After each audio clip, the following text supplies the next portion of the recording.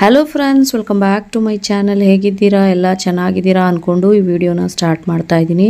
ಇವತ್ತಿನ ವಿಡಿಯೋದಲ್ಲಿ ಮನೆಗೆ ಬೇಕಾಗಿರೋ ಆರ್ಟಿಫಿಷಿಯಲ್ ಫ್ಲವರ್ಸ್ನ ಯಾವ ರೀತಿ ಮಾಡೋದು ಅಂತ ತೋರಿಸ್ತಾ ಇದ್ದೀನಿ. ಲಾಂಗ್ ಫ್ಲವರ್ ಇದು ನಾವು ಮನೇಲೇ ಮಾಡ್ಕೊಬೋದು. ಆಚೆ ತಂದು ಡೆಕೋರೇಟ್ ಮಾಡೋದಕ್ಕಿಂತ ನಮ್ಮ ಮನೇಲೇ ನಾವೇ ಎಷ್ಟಾಗುತ್ತೋ ಅಷ್ಟು ಟ್ರೈ ಮಾಡಿ ಮನೇನ ಡೆಕೋರೇಷನ್ ಆಗಿ ಇಟ್ಕೊಳ್ಳೋದು ಯಾವ ರೀತಿ ಅಂತ ಈ ವಿಡಿಯೋದಲ್ಲಿ ತೋರಿಸ್ತಾ ಇದ್ದೀನಿ.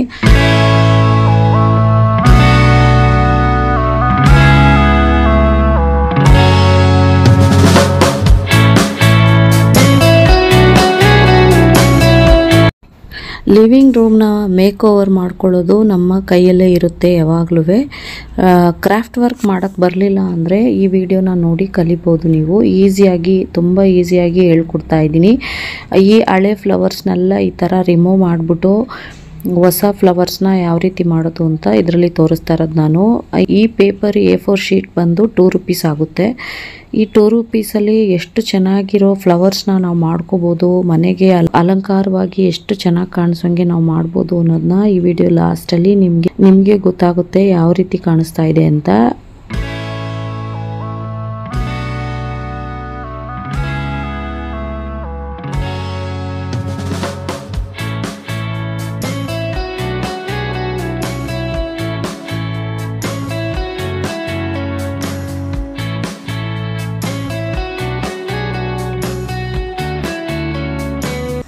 ನಾನು ಪೇಪರಲ್ಲಿ ಮಾಡೋದ್ರಿಂದ ಇದು ಡಸ್ಟೆಲ್ಲ ಆಗಿ ತುಂಬ ದಿನ ಬಂದು ಹಾಳಾಗ್ಬಿಡೋದ್ರಿಂದ ನಾನೇನು ಮಾಡ್ತೀನಿ, ಅದನ್ನೆಲ್ಲ ರಿಮೂವ್ ಮಾಡಿ ಬೇರೆ ಫ್ಲವರ್ಸ್ನ ಮಾಡ್ತೀನಿ.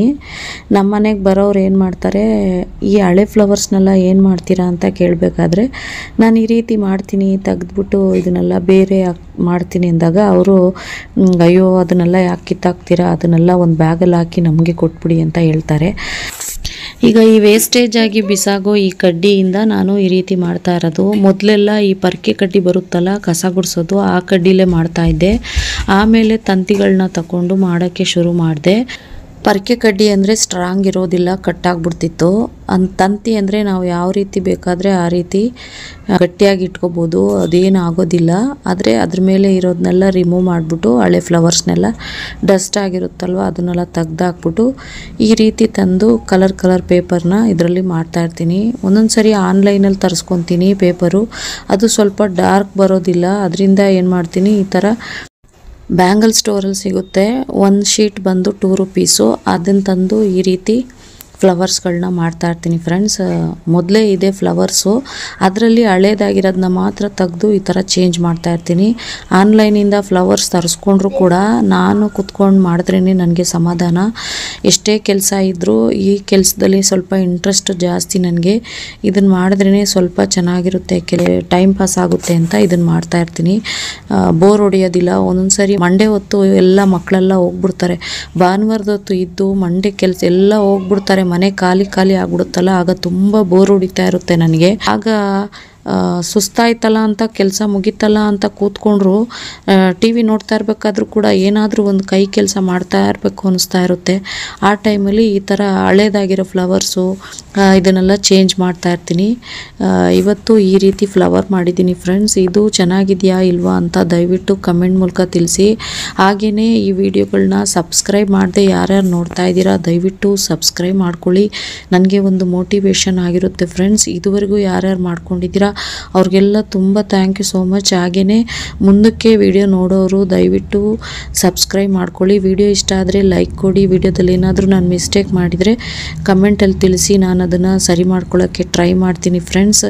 ನಾವು ಕಲಿಯೋದು ಯಾವಾಗಲೂ ತುಂಬ ಇರುತ್ತೆ, ನನಗೆಲ್ಲ ಬರುತ್ತೆ ಅಂತ ನಾನು ಅಹಂಕಾರನ ತೋರಿಸ್ಬಾರ್ದು.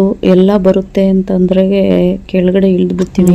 ಇನ್ನೂ ಕಲಿಬೇಕು, ಕಲಿಯೋದು ಇನ್ನೂ ಇದೆ ಜೀವನದಲ್ಲಿ ಅಂತ ಯಾರೋ ಒಂದು ಅಡ್ವೈಸ್ ಹೇಳಿದಾಗ ನಾವು ಅದನ್ನು ಕೇಳಿ ನಡೆಯೋದೇ ನನಗೆ ತುಂಬ ಇಷ್ಟ. ಏನೋ ಒಂದು ಹೇಳ್ತಾ ಇದ್ದಾರೆ ಅಂದರೆ ಅದರಲ್ಲಿ ಸರಿಯಾಗಿರುತ್ತೆ ಅಂತ ಅದನ್ನು ಅರ್ಥ ಮಾಡಿಕೊಂಡು ಸರಿ ಮಾಡ್ಕೊಳ್ಳೋಕ್ಕೆ ಟ್ರೈ ಮಾಡ್ತೀನಿ ಫ್ರೆಂಡ್ಸ್. ಅದರಿಂದ ನಾನು ಹೇಳೋದು ಯಾವಾಗಲೂ ನನಗೆ ಈ ವಿಡಿಯೋದಲ್ಲಿ ಏನಾದರೂ ಮಿಸ್ಟೇಕ್ ನಾನು ಮಾಡಿದರೆ ನನಗೆ ಕಮೆಂಟಲ್ಲಿ ತಿಳಿಸಿ ಅಂತ. ಏನು ನನಗೆ ಬೇಜಾರಾಗೋದಿಲ್ಲ, ದಯವಿಟ್ಟು ಕಮೆಂಟಲ್ಲಿ ತಿಳಿಸಿ. ವಿಡಿಯೋ ಚೆನ್ನಾಗಿದೆ ಅಂದರೆ ಲೈಕ್ ಕೊಡಿ ಫ್ರೆಂಡ್ಸ್.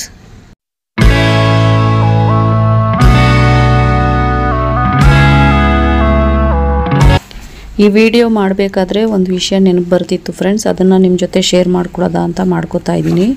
ಈ ಫ್ಲವರ್ಸ್ ಎಲ್ಲ ಮಾಡಬೇಕಾದ್ರೆ ನಮ್ಮ ಆಂಟಿ ಹೇಳಿದ್ರು, ಅಂದರೆ ನಮ್ಮ ಅತ್ತೆ ಒಂದು ಸರಿ ನೀ ಫ್ಲವರ್ಸ್ ಎಲ್ಲ ಮಾಡ್ತೀಯಲ್ಲ ಇದನ್ನೆಲ್ಲ ಸೇಲ್ ಮಾಡ್ಬೋದಲ್ಲ ಅಂತ ಹೇಳಿದ್ರು. ಆ ಟೈಮಲ್ಲಿ ನಮ್ಮ ಚರ್ಚ್ ಇದೆಯಲ್ಲ, ಅಲ್ಲಿ ಮಿಷನ್ ಸಂಡೇ ಅಂತ ಮಾಡ್ತಾರೆ.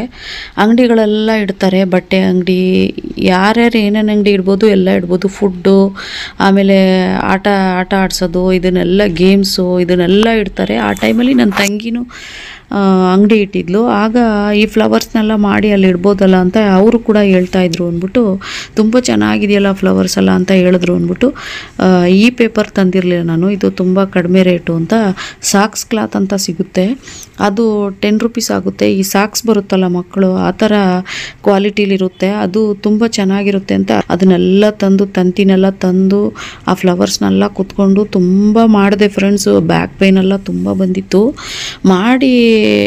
ಮಾಡಿ ಇಡಬೇಕಾದ್ರೇ ನಮ್ಮ ಆಂಟಿ ಏನು ಮಾಡಿದ್ರು, ನಾವು ಇದ್ದು ಫಸ್ಟು ಇಂದಿರಾನಗರಲ್ಲಿ, ಅಲ್ಲಿ ಪಕ್ಕದ ಮನೆಗೆಲ್ಲ ತೋರಿಸ್ತಾಯಿದ್ರು ಅದನ್ನು ತಗೊಂಡೋಗಿ, ನಮ್ಮ ಸೊಸೆ ಮಾಡ್ತಾ ಇರೋದು ಅಂತ. ಅವರು ತುಂಬ ಚೆನ್ನಾಗಿದೆಯಲ್ಲ ಎಷ್ಟಿದು ಅಂತ ಹೇಳಿ ಅಲ್ಲೇ ಸುಮಾರು ಜನ ತಗೊಂಡ್ರು. ಆಗ ನನಗೆ ಇನ್ನೊಂದು ಸ್ವಲ್ಪ ಖುಷಿಯಾಗಿ, ಇಷ್ಟೊಂದು ಚೆನ್ನಾಗಿ ಸೇಲ್ ಆಗ್ತಾ ಇದೆಯಲ್ಲ ಅಂದ್ಬಿಟ್ಟು ಪುನಃ ಸಾಕ್ಸ್ ಕ್ಲಾತ್ ತಂದು ಪುನಃ ಜಾಸ್ತಿ ತುಂಬ ಫ್ಲವರ್ಸ್ನ ಮಾಡಿ ಅಂಗಡಿಲಿ ಇಡೋದಾ ಅಂತ ತಗೊಂಡು ಬಂದು ಅಂಗಡಿಲಿ ಇಟ್ಟಾಗ ಎಷ್ಟು ಕಡಿಮೆ ಕೇಳ್ತಾಯಿದ್ರು ಅಂದರೆ, ಒಂದೊಂದು ಫ್ಲವರ್ಸ್ನು ನಾನು ತಂದಿರೋದೇ ಒಂದು ಸಾಕ್ಸ್ ಕ್ಲಾತ್ ಬಂದು 10 ರೂಪೀಸು. ಆಗ ಮಾಡೋಕ್ಕೆ ಎಷ್ಟು ಕೆಲಸ ಇಡಿಸಿರುತ್ತೆ ಅದೆಲ್ಲ ಅವ್ರಿಗೆ ಲೆಕ್ಕನೇ ಇಲ್ಲ. 5 ರೂಪೀಸ್ಗೆ ಕೊಡಿ, 10 ರೂಪೀಸ್ಗೆ 2 ಕೊಡಿ, 10 ರೂಪೀಸ್ಗೆ 3 ಕೊಡಿ ಅಂತ ಕೇಳೋಕ್ಕೆ ಶುರು ಮಾಡಿದ್ರು. ಎಲ್ಲೋ ಒಬ್ರೊಬ್ರು 10 ರೂಪೀಸ್ ಒಂದು ಫ್ಲವರು ಅಂದಾಗ ತಗೊಂಡ್ರು. ಆಗ ತುಂಬ ಬೇಜಾರಾಗ್ಬಿಡ್ತು ನನಗೆ, ಏನು ಇಷ್ಟೊಂದು ಕಡಿಮೆ ಕೇಳ್ತಾರಲ್ಲ, ಎಷ್ಟೊಂದು ಕೆಲಸ ಮಾಡಿರ್ತೀವಿ ಇದಕ್ಕೆ ಅಂತ ಹೇಳಿ ಅದನ್ನು ಸೇಲ್ ಮಾಡೋದನ್ನೇ ನಿಲ್ಲಿಸ್ಬಿಟ್ಟೆ. ಅದೇ ಲಾಸ್ಟ್ ನಾನು ಮಾಡಿದ್ದು. ನೆಕ್ಸ್ಟ್ ಟೈಮು ನನಗೆ ಸೇಲ್ ಮಾಡಲೇ ಇಲ್ಲ ನಾನು. ಅವ್ರು ಹೇಳಿದ್ರು, ಫಸ್ಟ್ ಟೈಮ್ಗೆ ನೀನು ಬೇಜಾರು ಮಾಡ್ಕೋಬಾರ್ದು, ಇಡ್ತಾನೆ ಇರು ಮಾಡಿ ಅಂತ ಹೇಳಿದ್ರು. ಆದರೆ ನನಗೆ ಇಂಟ್ರೆಸ್ಟ್ ಬರಲಿಲ್ಲ. ಬೇಡ, ನಾನು ಮನೆಗೆ ಮಾತ್ರ ಮಾಡ್ಕೋತೀನಿ ಅಂತ ಹೇಳಿ ಮನೆಗೆ ಮಾತ್ರ ಇಟ್ಕೊಂಡೆ ಫ್ರೆಂಡ್ಸ್. ಈ ರೀತಿ ಆಯಿತು. ತುಂಬ ಜನ ಬರ್ತಾರೆ, ನೋಡಿದಾಗೆಲ್ಲ ನಮ್ಮ ನೆಂಟರು ಇದನ್ನು ಸೇಲ್ ಮಾಡ್ಬೋದಲ್ಲ, ಇದನ್ನು ಮನೇಲಿಡೋದಕ್ಕಿಂತ ಒಂದು ಶಾಪ್ ರೀತಿ ಇಡ್ಬೋದಲ್ಲ ಅಂತೆಲ್ಲ ಹೇಳ್ತಾರೆ. ಅವ್ರು ಹೇಳ್ಬಿಟ್ಟು ಹೋಗ್ಬಿಡ್ತಾರೆ. ಆದರೆ ಮಾಡಿ ಇಟ್ಟಾಗ ಸೇಲ್ ಆಗಲಿಲ್ಲ ಅಂದರೆ ನಮಗೇನೆ ತುಂಬ ಬೇಜಾರಾಗುತ್ತೆ. ಅದರಿಂದ ನಾನು ಮಾಡೋದನ್ನೇ ನಿಲ್ಲಿಸ್ಬಿಟ್ಟೆ, ಮನೆಗೆ ಮಾತ್ರ ಮಾಡ್ಕೋತೀನಿ ಫ್ರೆಂಡ್ಸ್. ಈಗ ನೋಡಿ, ಈಗ ಟಿ ವಿ ಪಕ್ಕ ವಾಸ್ ಇಟ್ಟಿದ್ದೀನಲ್ಲ, ಅದರಲ್ಲೇ ಈ ಫ್ಲವರ್ಸ್ನ ಅರೇಂಜ್ ಮಾಡಿದ್ದೀನಿ. ಈಗ ಯಾವ ರೀತಿ ಇದೆ ಅಂತ ನೋಡಿ. ಅದೇ ರೀತಿ ಪಕ್ಕದಲ್ಲಿ ಒಂದು ದಿವಾನ್ ಕಾಟ್ ಇದೆಯಲ್ಲ, ಅದ್ರ ಪಕ್ಕ ಒಂದು ಚಿಕ್ಕ ಪ್ಲೇಸ್ ಇತ್ತು ಅಂತ ಅಲ್ಲಿ ಒಂದು ಟೇಬಲ್ ಇಟ್ಟು ಈ ಥರ ಡೆಕೋರೇಟ್ ಮಾಡಿದ್ದೀನಿ ಫ್ರೆಂಡ್ಸ್. ಅಲ್ಲಿ ಕೂಡ ಮನಿ ಪ್ಲ್ಯಾಂಟ್ ಇಡೋದಾ ಅಂತ ಇಟ್ಟರೆ ಅದು ಬೀಳ್ತಾನೆ ಇತ್ತು ಅಂತ ಈ ಥರ ತಂತಿನ ಇಟ್ಟು ಅದರಲ್ಲಿ ದಾರಾನ ಕಟ್ಟಿ ಇಟ್ಟಾಗ ತುಂಬ ಚೆನ್ನಾಗಿ ಕಾಣಿಸ್ತಿತ್ತು. ಇದ್ರ ಜೊತೆಗೆ ಈ ವಿಡಿಯೋನ ಕೂಡ ಎಂಡ್ ಮಾಡ್ಕೋತಾ ಇದ್ದೀನಿ. ಈ ವಿಡಿಯೋ ಇಷ್ಟ ಆದರೆ ಲೈಕ್, ಕಮೆಂಟ್, ಶೇರ್. ನೆಕ್ಸ್ಟ್ ವಿಡಿಯೋದಲ್ಲಿ ಸಿಗ್ತೀನಿ. Thank you for watching. Bye, take care friends, bye.